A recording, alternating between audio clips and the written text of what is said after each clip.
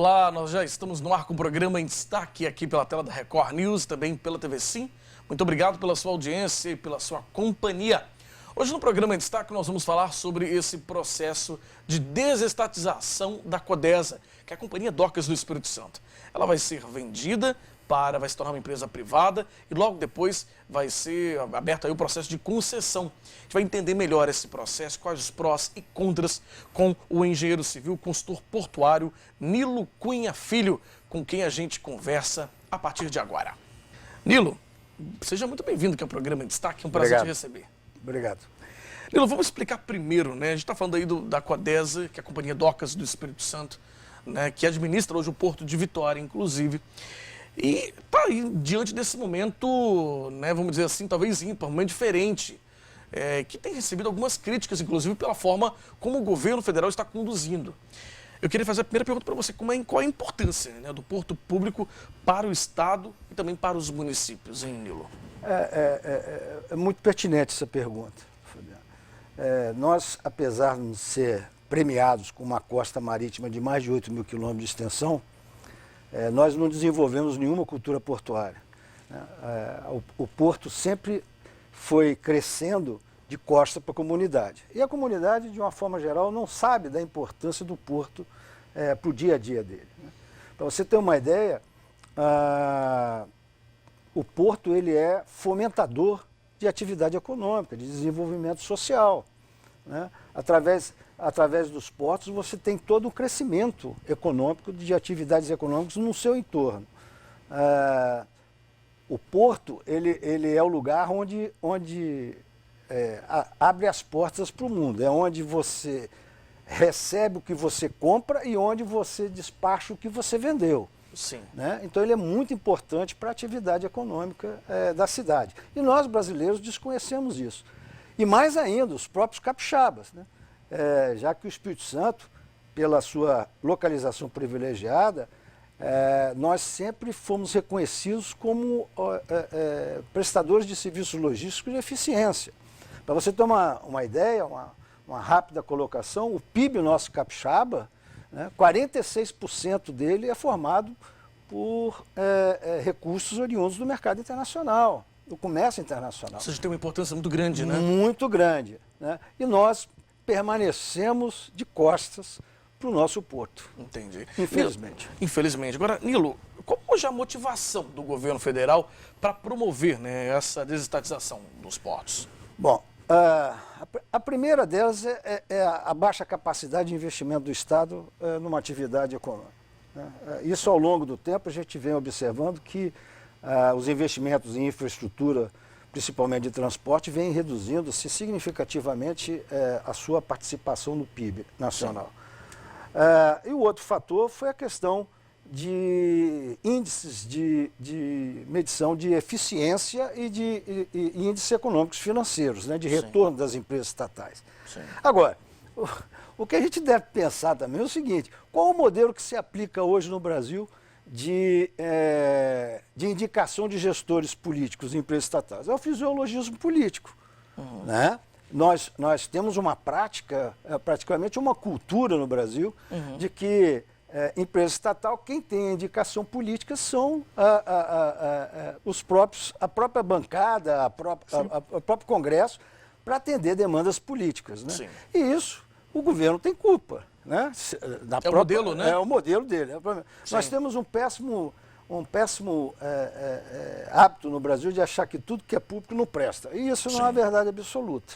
Para você ter uma ideia, as operações portuárias no porto, elas são todas privadas.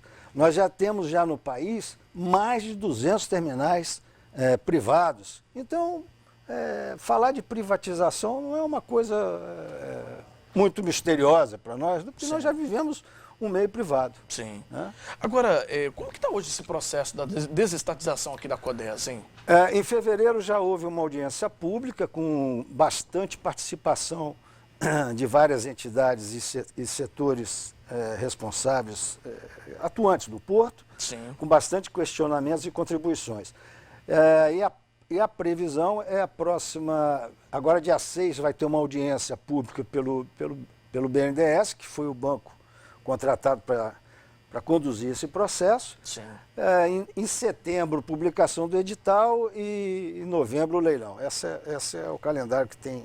A calendário atual, né, para esse processo. Para esse processo. Vamos fazer o seguinte, Nilo, nós vamos por um rápido intervalo. Na volta a gente vai continuar conversando um pouco mais sobre a situação do Porto de Vitória da Codesa, né, que vai passar aí por um processo de desestatização, como o Nilo explicou. Depois ele vai ser, ele se torna privatizado, né, ele vai ser privado, vai ser dono de uma empresa, ele vai ser de uma empresa privada e depois, logo depois, ele vai ser concedido, né? Ou seja, é toda uma dinâmica, um processo talvez que nunca se viu dessa maneira acontecer no país, né? Da forma que está, não. Dessa forma, não.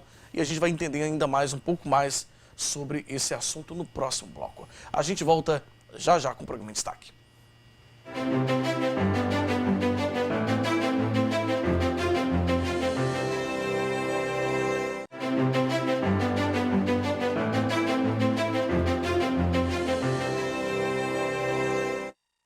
Estamos de volta com o nosso programa, hoje recebendo em destaque o engenheiro civil, consultor portuário Nilo Cunha Filho, e a gente está falando aqui sobre esse processo que vive, esse momento que vive a Codesa, né, a Companhia Docas do Espírito Santo, que logo vai ser aí desestatizada, depois se torna privatizada, né, vai ser uma empresa privada e depois vai ser concedida, né, enfim, um processo que nunca aconteceu igual. Eu queria que você explicasse esse processo agora, Nilo, que eu acabei de falar de forma muito resumida, né? Como que vai ser esse processo? Como que é isso? Bom, primeiro acho que a gente tem que falar um pouquinho sobre o modelo que está sendo adotado, que nós conhecemos. Como eu falei anteriormente, houve um processo de audiência pública. Sim. Existia uma expectativa muito grande de todo o setor portuário de como que seria isso, né? Qual seria a modelagem que estava sendo prevista. Nós temos alguns modelos já de exploração do porto conhecidos no mundo, né? O modelo mais tradicional é o modelo Landlord Port, que tem a participação do poder público na parte de gerenciamento, na gestão da infraestrutura. Sim. E na parte de fiscalização e de planejamento. Aí, o modelo escolhido para o Brasil foi o modelo australiano, um modelo que não deu muito certo, não está dando muito certo na Austrália, um modelo novo, que eles estão denominando de landlord privado, que não existe na literatura, essa denominação, né, e que consiste exatamente isso, de você conceder, criar uma autoridade portuária privada e não autoridade portuária pública como é feito hoje. E esse modelo nos preocupa porque é um modelo que pode incorrer em aumento significativo de tarifa pública, aumento, comprometimento da concorrência, da livre concorrência, possibilitando a criação de oligopólios,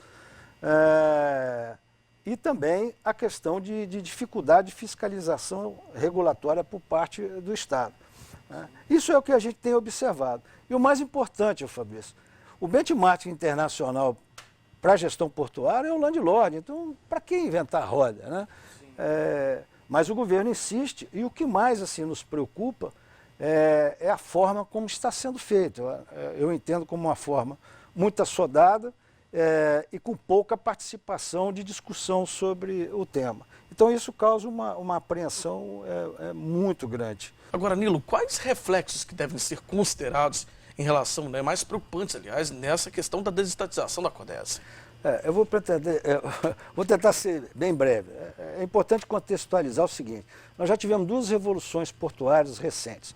A de 90, que foi uma grande revolução, que nós temos do modelo estatizante, onde você tinha um monopólio estatal nas operações, o monopólio estatal e do sindicato, né? Houve a introdução do modelo landlord nessa primeira revolução, que foi a lei dos portos, e a partir dela nós tivemos a introdução da iniciativa privada nas operações, e foi super sucesso.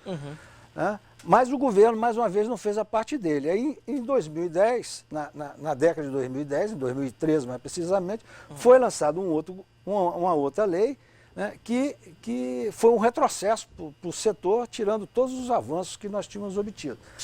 Feito isso,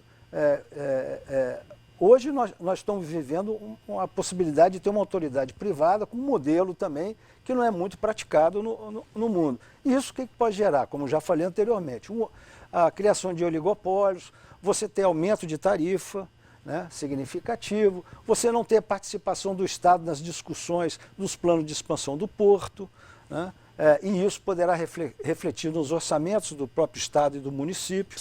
Né, e nós temos uma autoridade privada que vai atender os interesses dos seus acionistas e não da comunidade como um todo, né? E que deveria participar. Então, eu acho que... e tem um fator interessante nesse modelo desenhado pelo governo. Eles criam uma verba anual que deve ser pago pelo concessionário para quem vai fiscalizar. Então, olha só que absurdo. É o fiscalizado pagando ao fiscalizador. Nós nunca tivemos isso, eu pelo menos não conheço isso em lugar nenhum do mundo. Enfim, eu acho que precisa ser mais discutido, eu acho que é um tema que precisa ser mais debatido.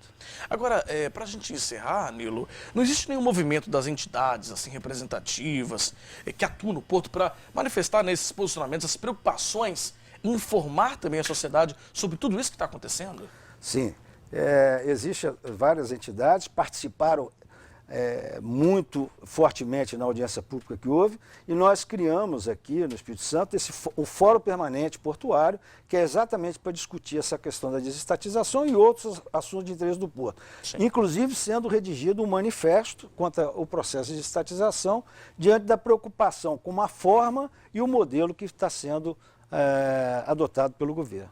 Tá certo. Olha, nosso tempo está chegando ao fim. Eu quero agradecer muito ao Nilo Cunha Filho, ele que é engenheiro civil, consultor portuário, uma longa experiência, uma vasta experiência nessa questão, nessa assessoria portuária, né, consultoria portuária, e trazendo para a gente, na verdade, essas preocupações em relação a esse processo de desestatização da Codesa, né, a Companhia Docas do Espírito Santo, que administra o Porto de Vitória.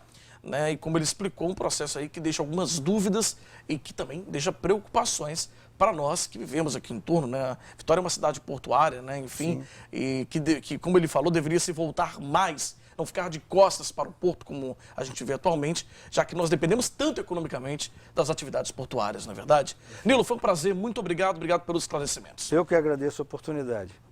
Bom, e a você de casa, muito obrigado pela sua audiência e pela sua companhia. Se você quiser rever essa entrevista com o Nilo Cunha Filho, ele que é consultor em portos, você pode acessar o nosso site, simnoticias.com.br. Um abraço para você e até qualquer hora na Record News e também na TV Sim. Tchau, tchau, até lá!